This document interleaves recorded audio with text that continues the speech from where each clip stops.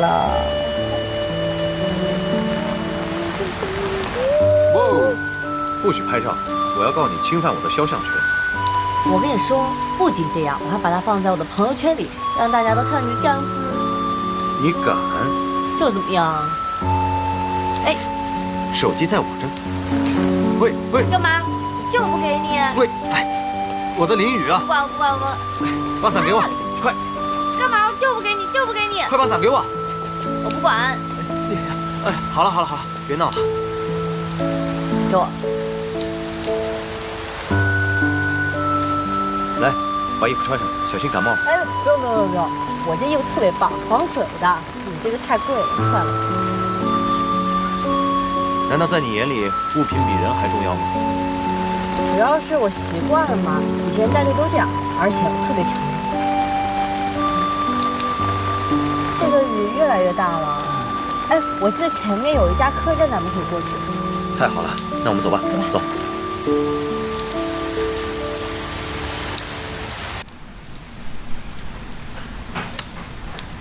来，二位房客，谢谢。好，两位好，给我开2个房间。哎呦，不好意思，本来还有2间，他们开走1间，只剩1间了。那好吧，把那1间给我们。哎，就剩1间房了，我们2个怎么住啊？不然你想怎样？你要不愿意的话，我住在这里，你自己回城。这男女朋友还怕什么呀？哼。二位还没吃晚饭吧？我们这里有农家菜，要不给你们安排一下？行啊。好，稍等一下啊。哎，老板，这儿招聘啊？对。怎么有兴趣啊？我觉得这儿环境挺好的，世外桃源。有机会啊，我一定会来的。而且呢，我的专长就做导游。好啊，随时欢迎。我们常年找导游。一言为定。啊，一言为定。在你的老板面前，你还想着跳槽，你胆子太大了吧？我又不会在漫威待一辈子，而且这儿环境这么好，多适合我呀。给你看。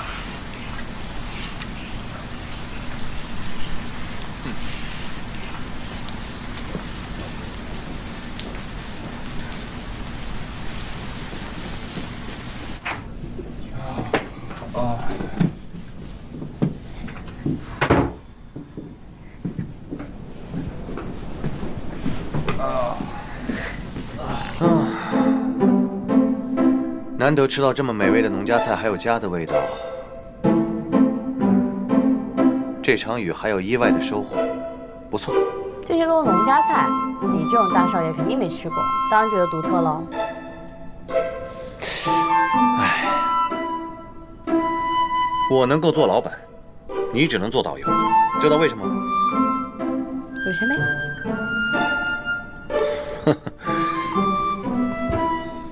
本钱可以理解为资本，还可以理解为商业眼光。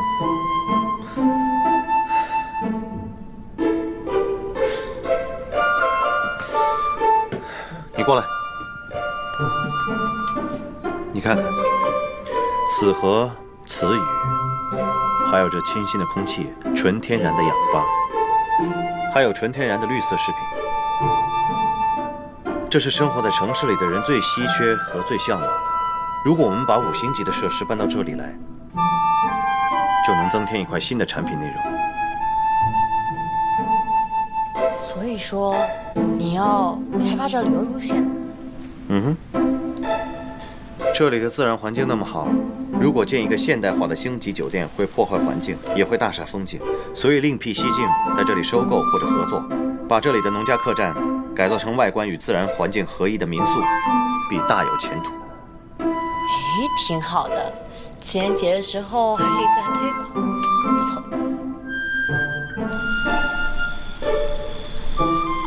哎呀，现在才8点多，真安静，仿佛回到了日出而作、日落而息的农耕时代。好吧，那我就当一晚农夫，我需要早点睡觉了。走了一天的路，实在是太累了。你睡这张床，那我怎么办啊？还用考虑吗？当然是我睡床，你可以打地铺啊。我看到那边不是还有一床被子、一个枕头，去吧。赵八皮，要是不当赵八皮，怎么能享受这么舒服的大床呢？伸伸胳膊，伸伸腿的没问题，还可以滚来滚去。吵死了，烦。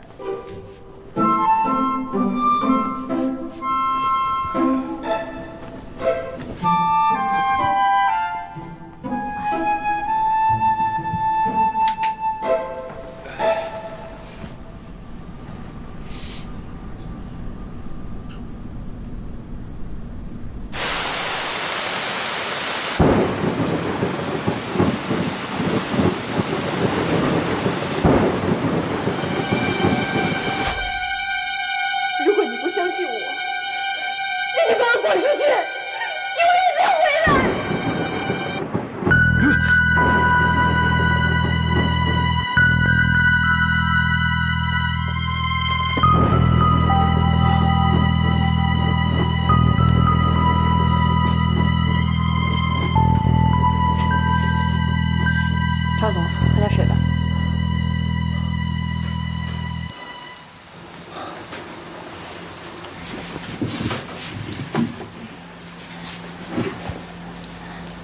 赵总，你没事吧？我没事，谢谢。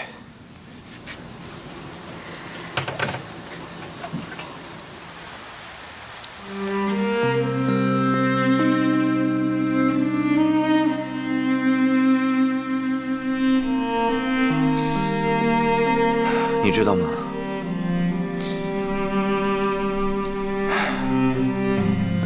别人都以为我是含着金钥匙出生的幸运儿。其实我小时候，我家也是普通的平民。记得那个时候，爸爸妈妈很辛苦的工作，每天早上很早就出门了，晚上很晚才回来。我的童年基本上就是一个人，没有幼儿园，没有朋友，只有孤单的陪伴。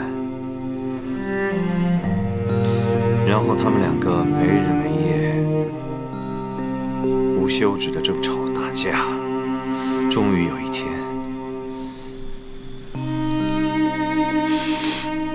在那个电闪雷鸣的晚上，母亲将父亲赶出了家门。我向着窗外拼命地哭喊着：“爸爸！”他还是走了。那后来呢？再也没有回来。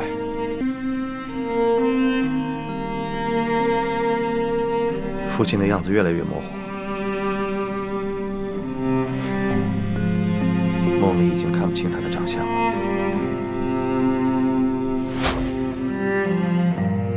树洞先生，知道我为什么喜欢这首曲子吗？因为它能让我触摸到逝去的亲人，但不会沉溺于悲伤，给我一种勇敢生活下去的勇气和希望。树洞先生，也许你无法体会失去至亲的伤痛，我能。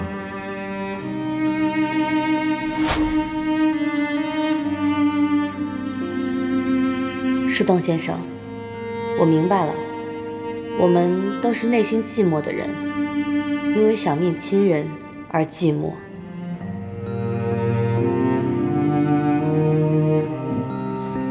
走吧。啊，去哪儿啊？带你去个地方。喂，等等，等等。走了，走了，走了，走了。穿鞋。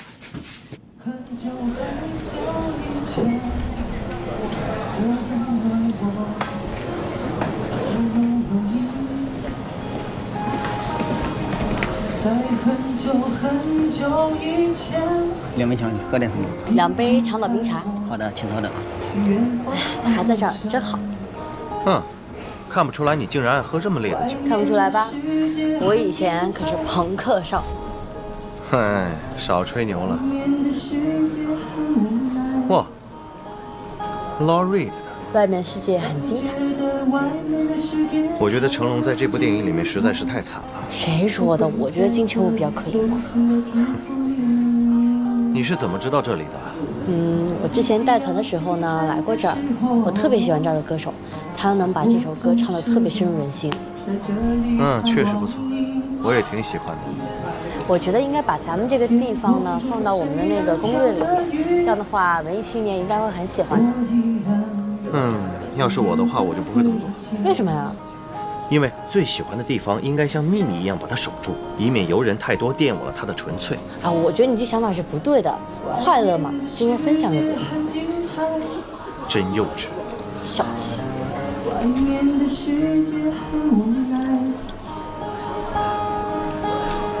让你觉得外面的世界很精彩，我会在这里衷心的祝福你。每当夕阳西沉的时候，我总是会在这里盼望你。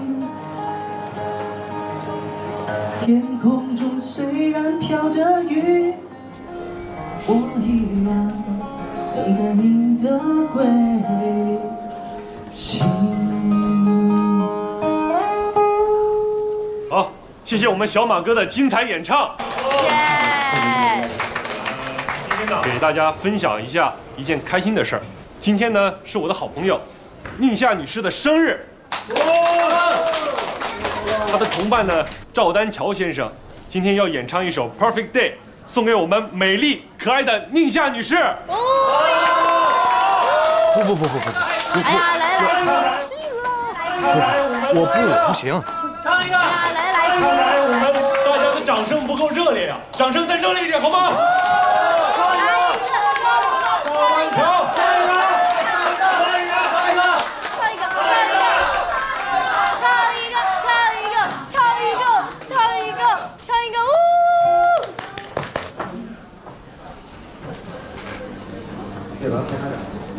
？Such a perfect day.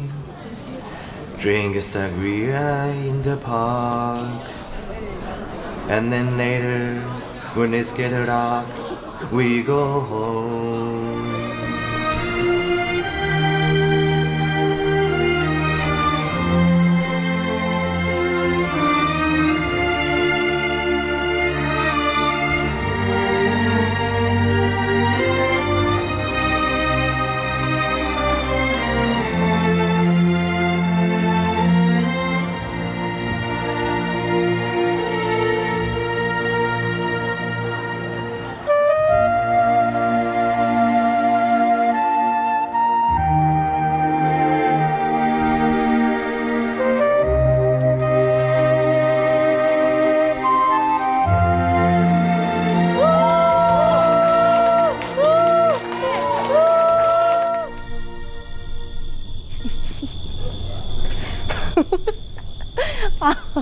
有这么好笑吗？那可不，没想到不可一世的赵总居然是一个音痴。哎，像我这种帅哥还需要唱歌吗？只要站上台就能迷倒一片。想当年在大学时候的我，哎呀，行了，自大狂，真的是好汉不提当年勇。今天真的是你的生日，我要不说是我生日，你能上台啊？好啊。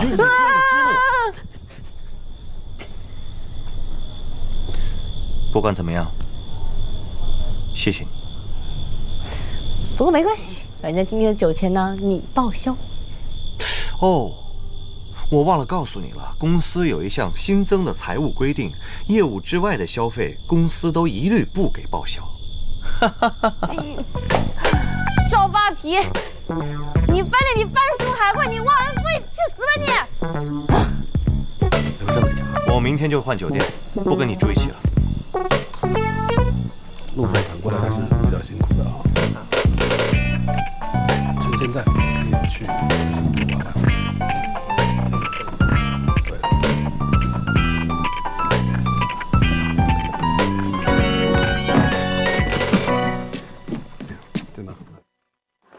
K 酒店集团的4楼是吧？预约洽谈订购事宜。11点，高尔夫协会周会长商讨蓝桥高尔夫俱乐部承办的高尔夫精英大赛，然后共进午餐。下午1点半，拜会省旅游局新任局长。4点到达机场去北京。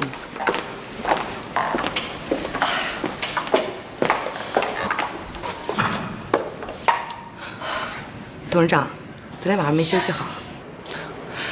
岁月不饶人呐。原本像我这个年纪的女人，就应该在家里颐养天年，把产业都交给儿女来打理，自己在家里带带儿孙。可惜我那不争气的儿子呀。你也快40了吧？啊，碰到对自己好的男人，赶紧把自己给嫁了。一个女人独自在外面打拼，这个日子的确不好受。哎，董事长，电梯来了。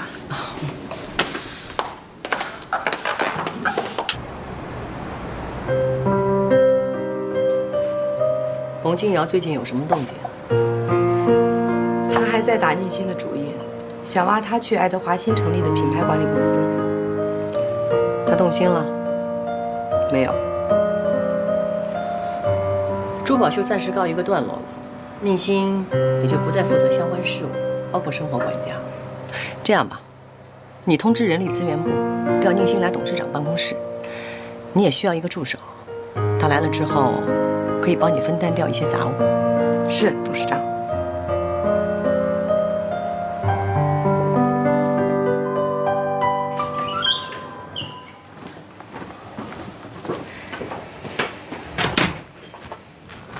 先生，早上好，这是您刚洗的衣服跟账单，麻烦您签收一下。好的，稍等。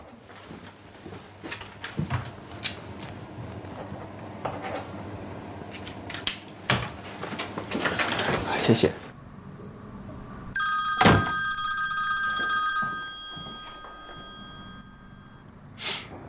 早上好，马总。是的，是的，我们下午去打球。哈，您太客气了。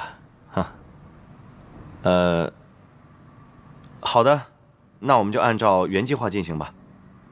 好的，谢谢，再见。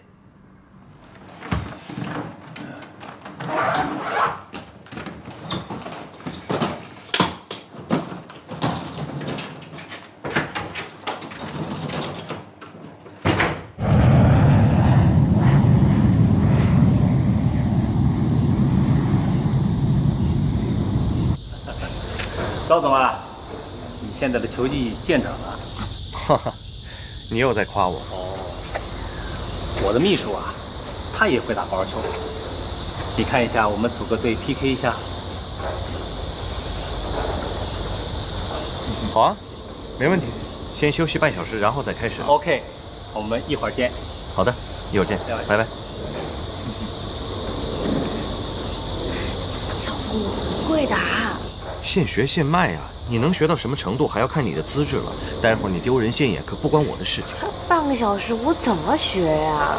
我现在教你呀。我真的不行，赵总，你看我来吧，来吧。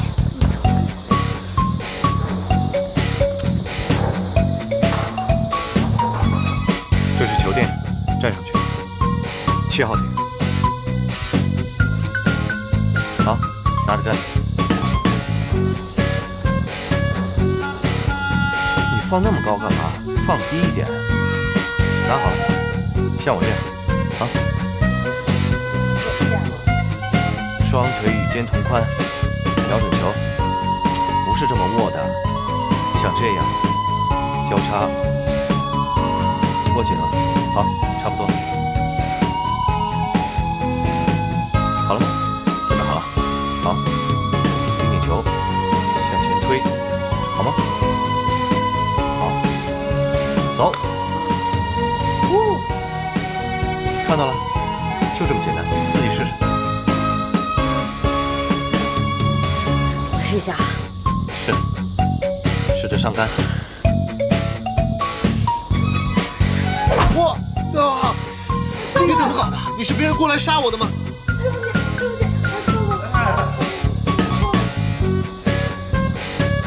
别打了，真是笨。赵总，赵总。志远，妈。您来了，快里边请。老婆，老婆，咱妈来了。妈，哎，妈，我想回妈。快坐，快坐，快坐。妈，这大老远的，你这一来一回的，你身体吃得消不？说什么呢？你妈又没7老80了，坐个公交车过来挺方便的，累不着啊。妈，喝水。哎，你打算什么时候开业啊？开业啊，妈必须跟我老婆生日一起开业，因为小德影楼跟小德必须是同一天出生。是呀，哎，小德，生日快到了啊！开业那天啊，妈请客去找个餐厅，大家一起热热闹闹、开开心心吃一顿，这叫好事成双。哎呦，好大的口气呀！妈爸，你们来了，快坐。你请客，再怎么说也轮不到你呀。儿子，哎，爸，喝水。开业那天怎么安排的？老实跟妈说说呀。哎，妈，这事儿就不用管了，我都跟我老丈母娘商量好了，一切听我老丈母娘的。什么？你没脑子啊？小德第一次过咱们家，当然是妈来操办，要不然被别人说话的。我说潘月莹，你有意思吗？我这刚跟女儿和女婿商量好的，你这不是诚心来捣蛋的吗？谁捣乱呢？这么大的事儿不跟我们商量，暗箱操作啊！现在啊是讲法治社会，公平、公开、公正，你知道吗？哎，我亲生女儿的生日，当然由我说了算了。以前是，现在可不是了。小德现在是我们宁家的人。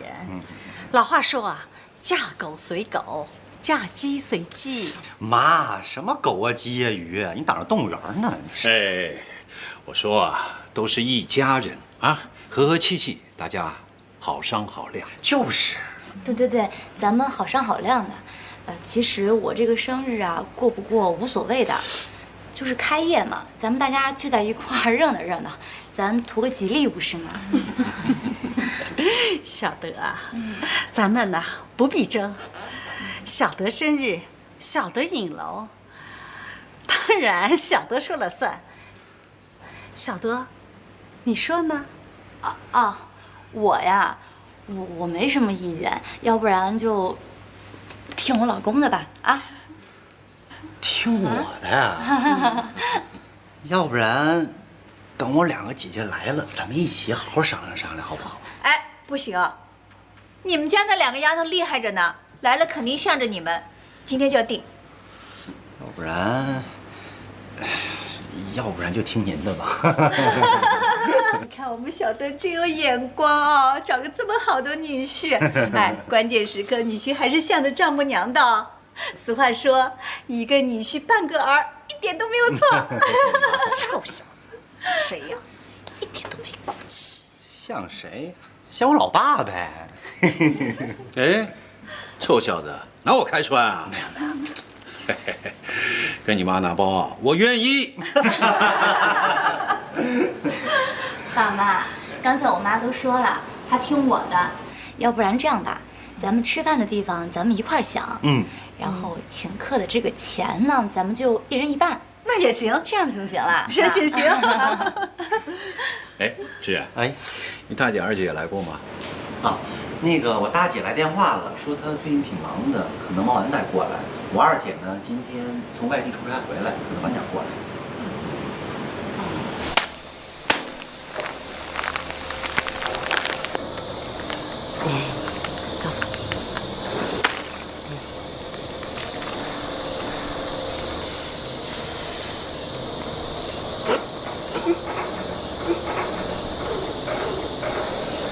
你还笑？赵总，这好像圣诞老人。圣诞老人？我要是圣诞老人的话，早就拿驯鹿撞死你了。赵总，我说我不会打，你偏让我打。我怎么知道？你居然这么蠢啊！你是不是期待这一天很久了？我让你打球，没让你打我。赵总，我怎么能是这样的人呢？你别这么想。哎，不过现在不是挺好的吗？咱们又不用跟他们打了。把你招进公司这件事，就是我这辈子做的最后悔的事情。你们不是还活着吗？以后说不定还有更后悔的事儿。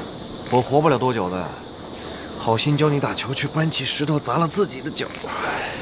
赵总，你说什么砸不砸脚的呀？哎呀，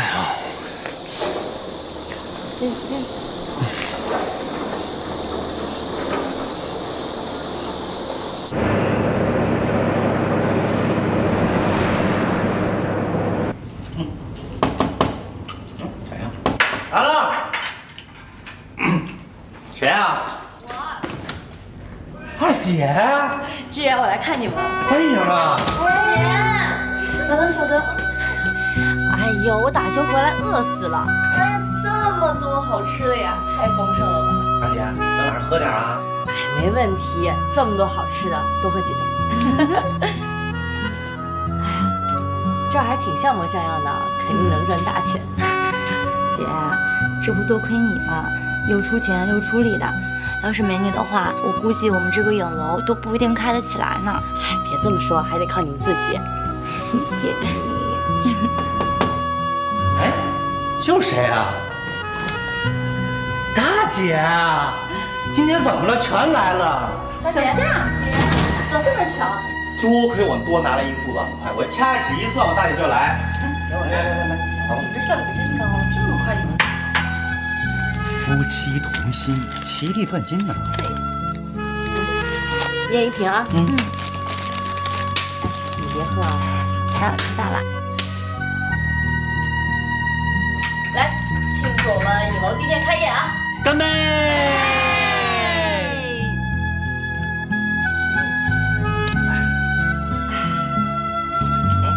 你们俩怎么样？最近？特别好。自从我俩搬来以后啊，我那俩妈是天天往这儿送菜。那天非逼着我吃羊肉，逼着我老婆吃甲鱼。我们俩正愁呢，不吃哪个他也得罪人呢。老天爷饿不死瞎家强，耗子哥来了，还带俩兄弟，全给吃干净了。吃完之后啊，那俩妈脸色都绿了，你知道为什么吗？她心疼啊。你俩多幸福呀，两边的爸妈都这么疼你。姐，你啥时候搬家里住啊？你搬家里住咱妈也能分散她注意力呀。姐哪舍得回去呀？她现在可是住5星级大酒店的人。是吗？其实我最近在想着要不要搬回家住，因为公司把我的工作调动了，我现在帮董事长做事儿呢。你怎么样，小夏？最近？我今天跟赵总出差回来。你们两个出差？不会跟他说你网上的身份吧？没有。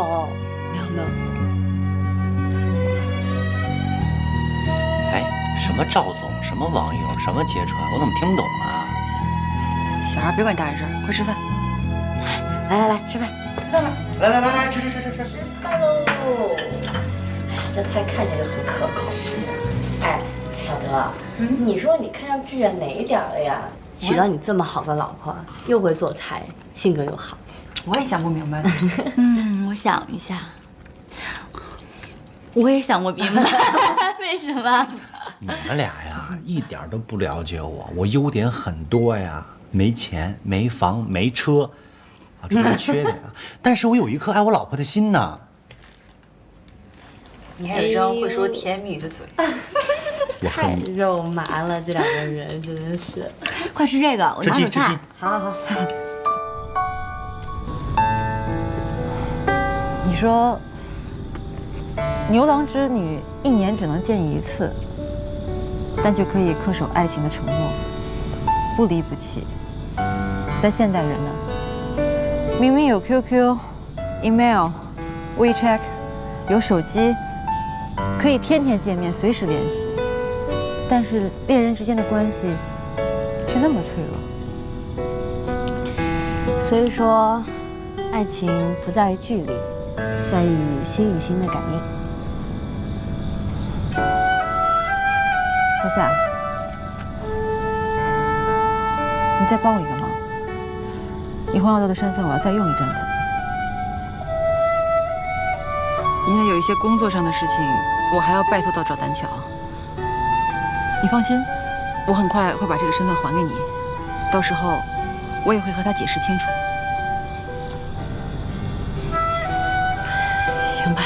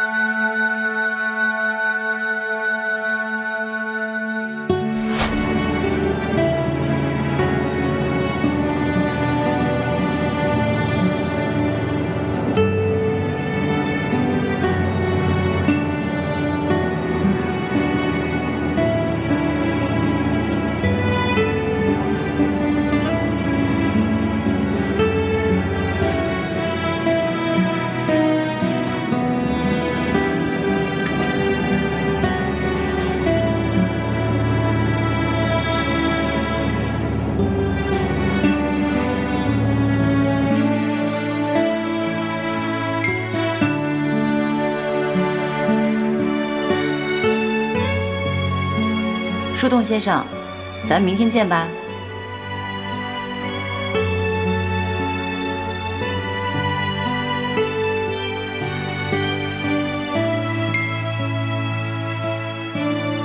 好，明天见。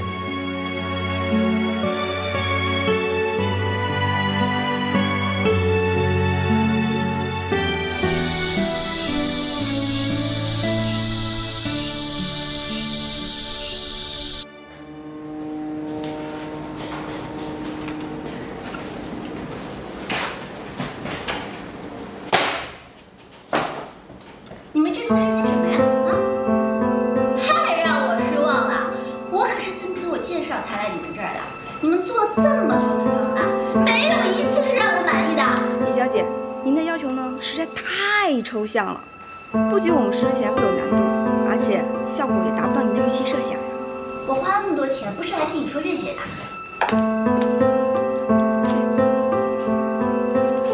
哎，这里面什么情况？这个叫米七月的客户啊，实在是太难搞了，光设计方案就改了10几次，他设计师都快撂挑子不干了。说这怎么办呀？哎，这什么案子啊？蜜月旅行。蜜月旅行。哎，要不交给我吧？你可别怪我没提醒你啊！这姑奶奶太难伺候了，她每天的想法就天马行空，你可别往这火坑里钻啊！没问题。真的？我跟北方呢要手牵手，站在悬崖边上，后面是一望无际的大海，好像全世界只剩下我们2个人。然后北方低头吻我，海鸥从身边飞过。哎，得让摄影师帮我拍下这一幕啊！等以后结了婚，我就把这照片挂在床头上。哎，米小姐，你这说的画面还挺美的，是吧？你也觉得啊？是是，但是现在这生态环境要找这么多海鸟还真不容易，而且跟小动物接触起来呢，虽然说想象中挺好的，其实啊可麻烦了。哎，我跟你说，我们之前啊有一对客户说要去看北极熊，我们就千方百计在北极给他安排了住宿的地方，到最后这俩人他们都没有敢接近北极熊，你知道为什么？为什么呀？我这一接近还不得被吃了呀？不会吧？我看网上那些北极熊的照片，那都是萌萌哒。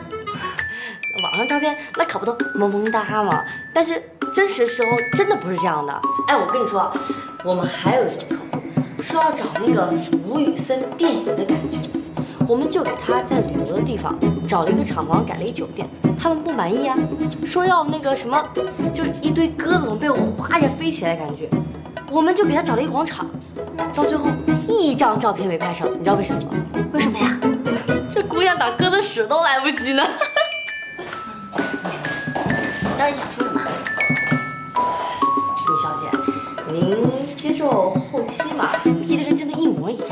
不接受，我花那么多钱，你几只鸟都给我弄不来。几只鸟呢也不是找不到，但鸟跟人不一样啊，这不听使唤呀。那不就是啦？你也知道你是人，他们是鸟，他们还能不听你的？这说的，那这样吧，我们尽量给你安排哈。但是现在时间紧急，怕跟想象中不一样，没有那么完美。哎呀，行了，你就别啰嗦，你就去找吧。啊，对了，我呢在旅行之前还想做一个订婚派对，这个也交给你们做吧。订婚仪式？哎，李小姐，我们这个是旅游公司，不是婚礼公司。不，我这又不是婚礼，这只是一个演习，为以后正式结婚做准备的。我这一辈子就结这么一次婚，必须得绝对的完美。你就当我现在就开始旅行了，这个订婚仪式呢，只是整个旅行中的一部分。行，那您有什么要求吗？反正地方得大，环境得好，什么鲜花气球都给我铺上。现场得请个乐团，全程演奏，别弄个 iPad 就在那儿放，太 low 了。还有停车的地方得方便啊，到时候我们北方的客人可都不简单。摄影师，对，摄影团队必须得专业，必须帮我拍得美美的，一次不行，开了重来。这照片可都是留给外人看的，必须得做到绝对的完美。行，米小姐，那您的要求我们都记下来了。这样吧，我们先安排好场地和设施，到时候您可以过来看看有什么需要改进的地方。行吧，那就交给你们了。我先走了。不送了啊。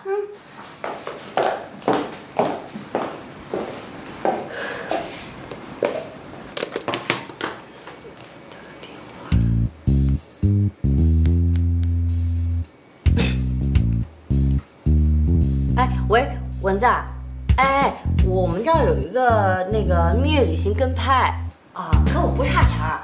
我跟你说这不会是米七月吧？当时我帮他拍写真，真烦死我了，这活我接不了了。哦，行啊，谢谢啊。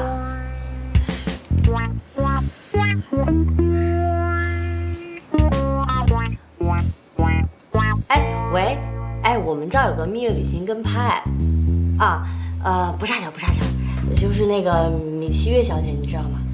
啊，是那个米七月呀。哎呦，小佳，你看我这也挺忙的，你还是找别人吧。我这样。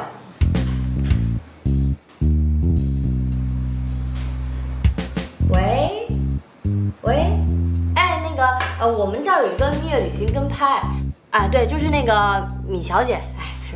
啊，不会是那个米七月吧？他们两口子太难对付了。小夏，我劝你也别接了。行。怎么一个都不接呀？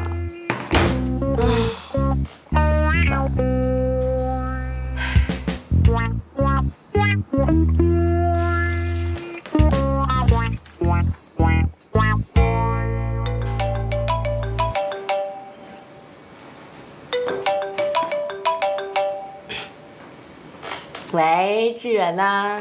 喂，二姐，我呀约了我妈和我老丈母娘去饭店吃饭，商量一下小德影楼的事儿。你没事你过来呗。哎，餐厅事情啊，咱先别说。哎，我跟你说，我们这儿有个蜜月旅行跟拍，食宿报销，正好给你们的影楼带来第一笔生意，怎么样？没问题，姐，你介绍的活儿，价格不是问题。行，那就这么定了啊。老老婆，我接了一大活，特肥的，走，赶紧上我石头去。哎，等等，干嘛高兴呢？什么活啊？就是我姐给我找了一个照相的活，但是呢要出差几天，你现在不是不方便吗？你说我去不去啊？多肥的活？真的啊？对呀。好兆头啊！这样的话，咱们小德影楼就真的是开业大吉了呀！老公，你放心吧，陪爸妈挑选餐厅这件事情你交给我，完全没问题。走，带你上石头去。啊，行，快。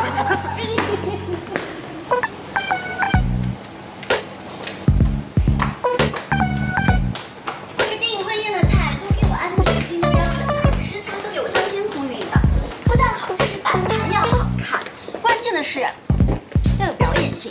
到时候给我找几个型男主厨过来，长得要像布拉德比特那种。哎呀，不行，太老了点。总之都干我最好的来，钱不是问题。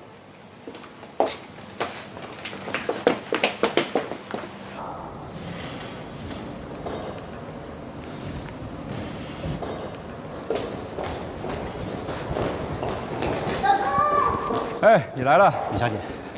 老公，我跟你说，我刚才在后厨还有宴会的所有事项都已经安排好了。行，你决定。到时候我跟我老公呢就从这儿走进来，然后呢，要一个那个从上往上的，然后很高的那个摇臂。对，摇臂来几个大全景，然后呢，我跟我老公就跳着舞走进来。到时候记得给我那个撒花啊，然后把我拍美一点儿，最好要那个逆光的那种效果。再要那个从地上像那个火车一样推进来的轨道。对，轨道拍。老公，你觉得怎么样？行，听你的。这订婚仪式也要伴郎伴娘啊。这个简单，你有好姐妹就可以啊。这一时半会儿的上哪找啊？一看就没朋友。夏夏，你结婚了没啊？没有啊，单身。夏夏，那就你做我的伴娘吧。我这样不好吧？得是好朋友才行啊。这有什么不好的呀？你又没有男朋友，又没有结婚。再说了，我是你的客户，你为我服务是应该的，对不对？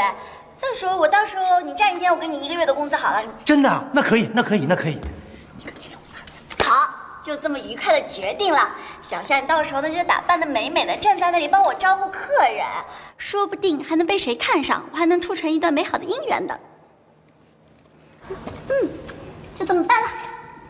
至于伴郎嘛，快，这个伴郎的人选我早就想好了，礼服都准备好了，就让马虎做我的伴郎。哎，等一下，这个马虎是一只狗啊？人谁能穿进这衣服啊？马虎是我最亲密的朋友，它是我的宠物。不，这个不合适吧？你让人宁小姐怎么想？这有什么不合适的呀？马虎是我最亲密的朋友，而且他是我从小一起带大的，我就是要让他做我的伴郎。再说了，我亲戚朋友怎么看我？狗怎么了呀？有时候人还不如狗呢。反正我就是要马虎做我的伴郎。行，你马虎前马虎后的啊，那你跟狗过一辈子吧。你给我站住！哎，李小姐，别着急，我去追啊。拿着看一下。李小姐，你让狗当伴郎，你太有才了。你有才呀！哎，米小姐，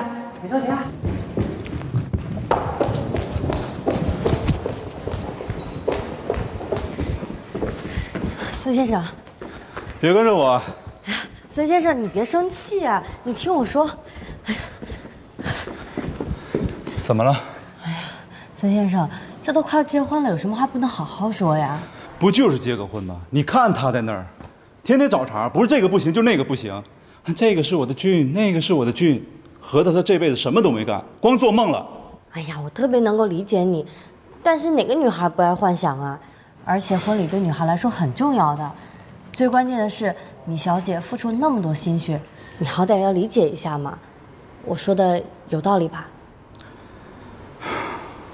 行，你们都是女人，我说不过你。我知道你也是这么想的，只不过需要个台阶下嘛。咱们先回去吧。要说这城里啊，最正宗的宝妈菜，说这是第二，就没人敢说第一。来来，尝尝尝尝。哎呦，这蹄膀啊，可好吃了，甜而不腻。来来，你吃。红烧蹄膀我也烧得来的，不说比得上它哦，哎，马马虎虎，味道还是不错的。下次我多烧点，让我们小德带给你家去尝尝。你叫小德，他学会了，以后可以经常烧给我们小眼吃了。嗯，妈，你放心吧，我一定认真学。这样你们家小远就有口福了。哎，我们家小德不是我说的，学东西是最快的。他读书的时候，老师就夸奖他，哎呦，人嘛是调皮了点，脑子好机灵的。我哪调皮了？哎呦，还不承认呢！哎，你小时候那个天天皮的，比那个男孩子还皮，差点都要上房揭瓦了。这两个孩子倒是一互补。我们家小远啊，可从小就是安静，别人叫他出去玩啊，他偏要就在家里啊看书看书，赶都赶不出去。哎，我觉得这家餐厅好像也蛮一般的哦。你看这菜也没有什么太特别的名堂，家里都说得出来的，还大老远跑到这里来吃。现在年轻人啊，都喜欢那个创意菜，是吗？哎呦，什么创意菜啊？一中一西，不伦不类。洋泾浜，我觉得啊，还是传统的菜好吃，合胃口。你这个人就太保守了，还一成不变的守旧。老潘啊，我看呀，你应该多跟时代的脚步了。什么？我跟不上形势。我看书、看电视、看报纸，这是我每天的必修课。看电视啊？哦呦，每天在家抱着电视看，当心看出那个白痴病的。你会上网吗？会微信吗？要与时俱进。谁白痴病了？我每天还跳广场舞呢，蹦擦擦，蹦擦擦，锻炼身体呢。你们家老宁啊，真的是放心哦，还跳广场舞，跳广场舞的老头子可多了。妈，你和我说什么？我去勾引老头子吗？哎呦，你看看你这个人哦，多心吧！我就是说跳广场舞的老头子多，又没有说谁去勾引老头子了。你就是这个意思。妈。我妈她刀子嘴豆腐心，说话没把门的，你别往心里去。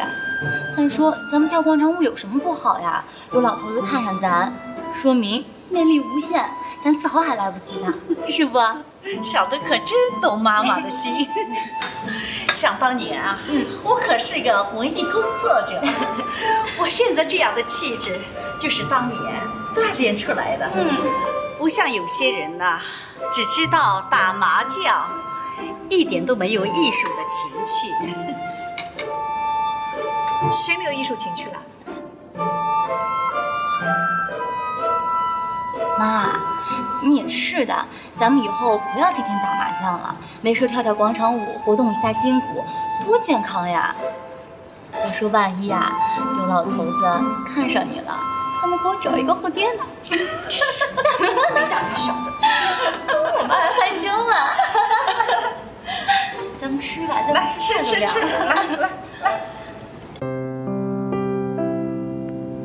米小姐，你家马虎好养吗？你也喜欢狗啊？我老婆喜欢，所以现在我呢在收集一些养狗的经验。你对你老婆还挺好的吗？孙先生对你也挺好啊，我看他天天陪着你。他对我，反正啊，他一点都不喜欢马虎，对马虎一点都不好，马虎看到他就害怕。你不要激动啊，孙先生爱屋及乌，肯定会对马虎好的，放心吧。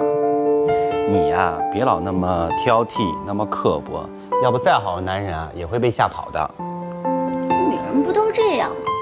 我老婆就不这样。你对马夫那么好，说明你心地善良。你说你明明是豆腐心，偏用刀子嘴来掩盖。哎呀，看你整天老婆老婆的挂在嘴边，你们一定很幸福吧？幸福是幸福，但是呢，也有一些小问题。你们也吵架吗？两口子哪有不吵架的？像你跟孙先生呢，肯定没有物质上的担忧，所以一些小事情呢，无限的被放大。我跟我老婆呢，都是普通家庭的，为生活、为工作努力打拼，肯定不会因为一些小事情而吵架。多好啊！两个相爱的人能为了未来一起去努力奋斗，想想都觉得温馨。要是换了你啊，这种生活你肯定过不了。才不会，至少有一个真心真意对自己好的人啊。我什么都没有，也什么也给不了他，唯一能做的就是对他好，还有努力工作，为我们即将出世的小宝宝而努力。你先坐着吧，我去工作了啊。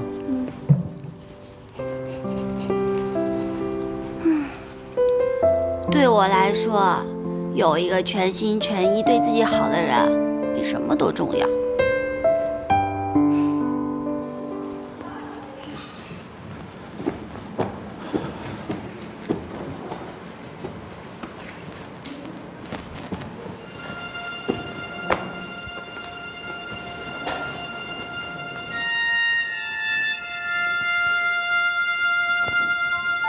老婆，我错了，都依你。其实我觉得马虎做我们的伴郎其实也不错，哎，多新鲜，说不定还能上一新闻呢，对吧？你刚才不是说马虎给你丢人吗？哎，其实我想过了，这会儿不是我俩结婚吗？对吧？跟我亲戚朋友有什么关系啊？真的？真的。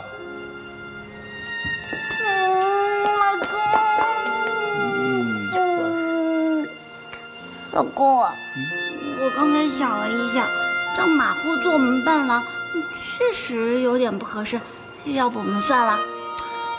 我觉得吧，现在是订婚仪式，咱们朋友结婚，现在都听你的，到时候我们结婚仪式的时候再商量。老公最好了。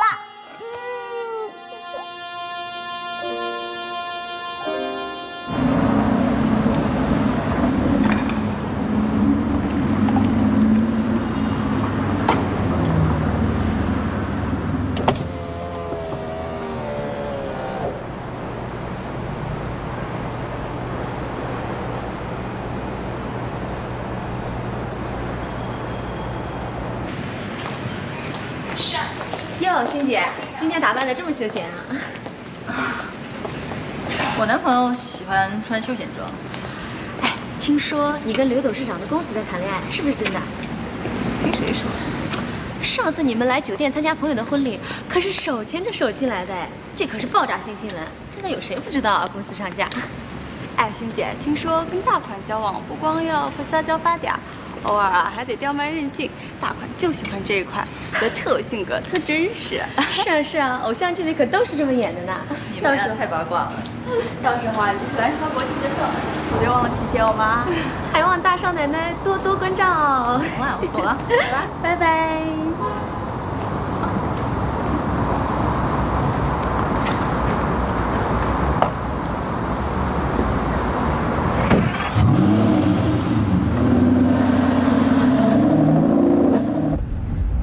真巧，刚才久等了吧？啊，还好，我也刚到。早知道让你多等一会儿了，反正等女人是男人的天职。你今天有什么事情吗？难得见你这么开心。对了，丹乔，等一下我们去吃西餐吧。冯小豆什么时候改变品味，爱上西餐了？我今天发的奖金，当然要庆祝一下了，总不能和你一样吃龟头堡吧？啊，原来是这样。对了，丹乔，我觉得我们在现实中已经认识了，你还叫我网友，这太奇怪了。这样吧，我们两个从虚拟世界中快点走出来，重新认识彼此。赵丹桥先生，我叫宁馨，以后请多多关照。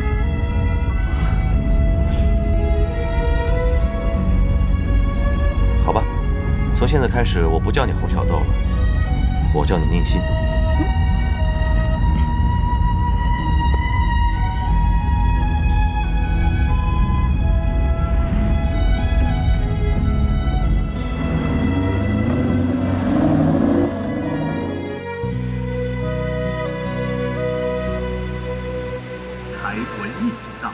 下面播送一条娱乐消息，会让所有文艺青年们都疯狂起来。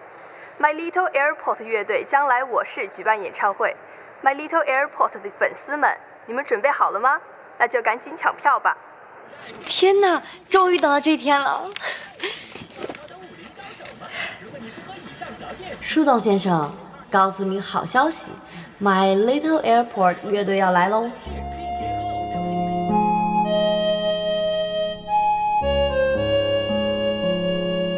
是谁把我的树洞偷走了？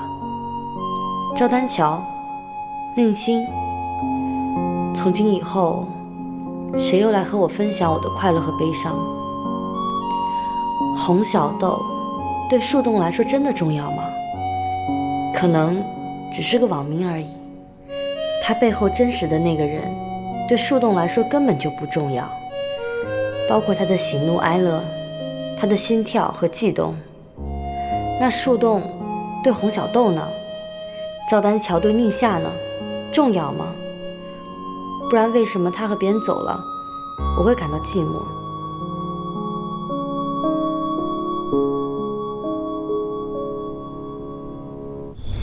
真的很感谢你，丹桥，谢谢你这么痛快答应我，假扮我男朋友，让我能够在婚礼上挽回面子。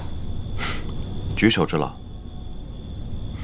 对了，上次你说公司遇到危机，解决了吗？是的，都过去了。有时候我觉得心真的很累，所以不时的会与你倾吐烦恼。那是我最轻松、最快乐的时候。每天我回到家，我真的很累。好了，我们不要谈工作了，让我们谈一谈电影啊、音乐啊，以及彼此的秘密。丹桥，其实我们可以把这种快乐还有轻松延续下去。当然了，前提是你需要从虚幻的世界当中回到现实生活中来。前些天我去了一家音乐酒吧，居然听到了 Perfect Day， 真的是太巧了。你喜欢音乐酒吧？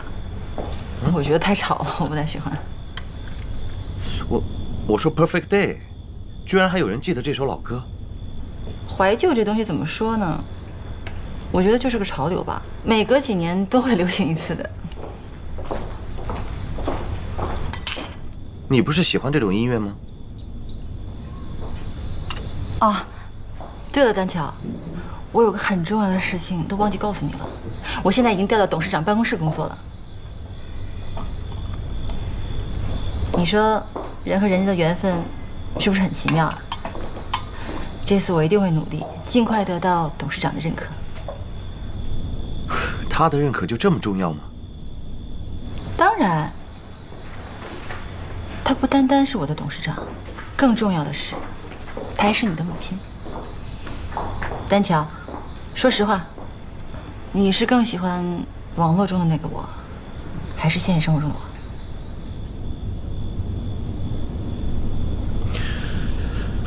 在网络中，你给我的印象就像是一团火，又像个傻丫头，对这个世界充满了热情。但是现实中的你，更加的理性，也更知性和独立。你要知道，现实生活中有太多的压力了，太多的竞争。即使我的内心是一个小女生，没有办法，我总是要用强悍的外表来掩饰自己。即使我的内心其实还是个小女生。是吗？可能我还没把你跟洪小豆完全对应起来。我相信，经过一段时间了解，你一定会了解到真实的我。丹乔，啊，静瑶，这么巧又碰面了。宁小姐也在啊。你们是网友聚会？冯总，我和丹乔现在已经不单单是网友的关系了。哦，是恋人关系。嗨，我们正在朝这个方向努力。那恭喜你，丹乔，宁小姐是个好姑娘，不错。不过我要提醒你，过去的就让它过去了，不要让过去的情感把自己束缚了，是吗？我有朋友先走了。好。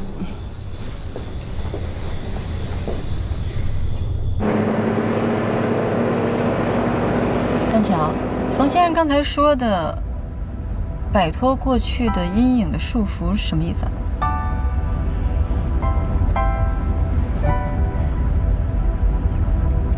丹乔，我真的很想知道，树洞先生不是应该对洪小豆毫无保留吗？对不起，今天我不能送你了，前面有个路口，我帮你放下，你自己打车吧。丹乔，你是怎么了？我是关心你，我希望你把你所有的不开心都告诉我，我可以跟你分担，这有错吗？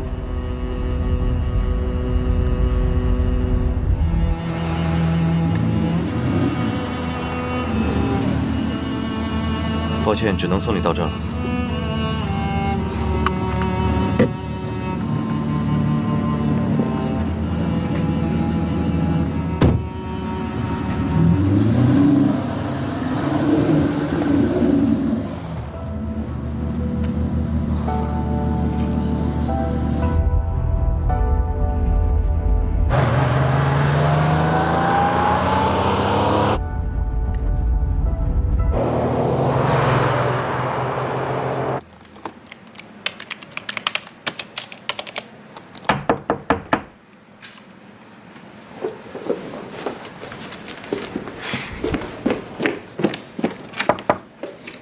姐，这么晚过来啊？什么事儿啊？